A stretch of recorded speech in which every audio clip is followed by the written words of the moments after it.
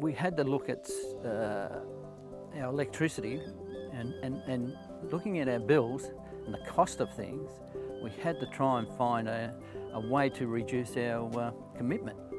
And with the solar power being available, that was the way to go. I found out about the farm innovation through the Rural Assistance.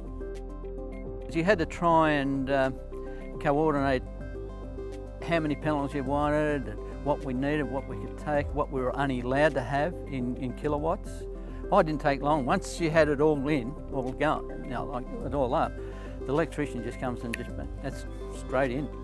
My pump now is only turned on through my computer in the house, and therefore I get I'm getting data from the pump when I do the reading, and that goes on the spreadsheets on the computer. So everything's been put on the computer with it.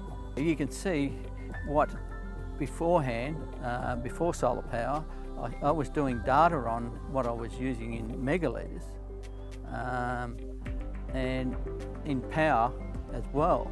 Now I've put the solar power up against what I was using beforehand to what I'm using now, and I saw an instant recovery of things there straight away. So it probably roughly from maybe half the bill. I reckon we could pay the solar system off in 4 years. It just made life a little bit easier. That's how we've found it. Plus keeping a check on what we're doing against your electricity and the water, so we know what we're getting is right with what we have.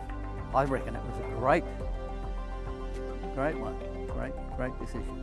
Farm Innovation Fund, you know, was the best thing that happened, and that they have the system there, the funds available, and they had what I was been looking for, and with the way they looked after us, that's, you know, that was great. At the price of interest rate, it was an enormous saving, and that's a big help, you know, compared to bank interest. So better than bank any day. Oh, is it ever?